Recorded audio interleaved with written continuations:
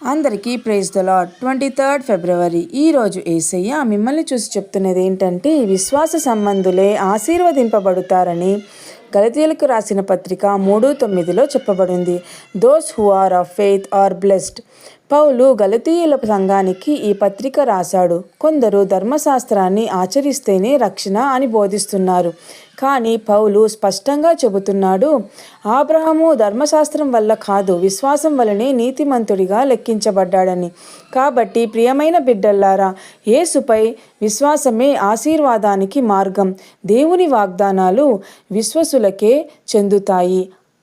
విశ్వాసం ఉన్న చోట దేవుని ఆశీర్వాదం ఉంటుందని. చిన్ని ప్రార్థన. ప్రియమైన పరలోకపు తండ్రి, నీకు స్తోత్రాలయ్యా.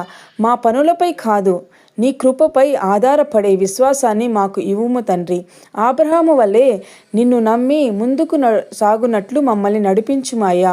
నీ ఆశీర్వాదాలలో స్థిరంగా ఉండునట్లు కాపాడుము.